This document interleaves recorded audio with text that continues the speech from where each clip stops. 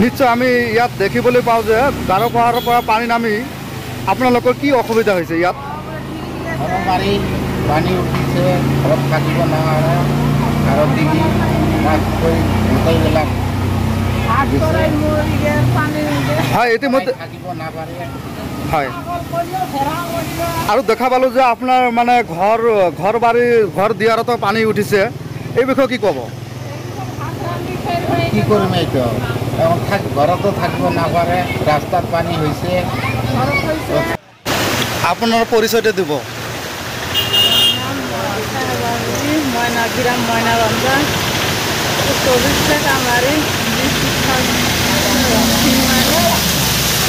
আমি ইয়াত দেখিবলৈ পাইছোঁ যে মেঘালয় গাৰো পাহাৰৰ পৰা পানী নামি ইয়াত আপোনালোকৰ কি অসুবিধা হৈছে?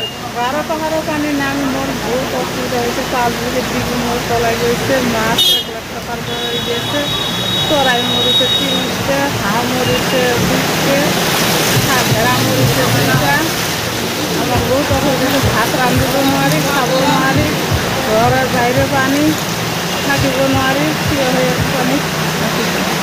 এই বিষয়ে চৰকাৰক আপুনি কি জনাব? মোৰ কি জনাব, এলে চৰকাৰক জাননী দিয়া হ'ল আৰু মোৰ কিবা এটা কৰিব লাগিব, সহায় কৰিব লাগিব।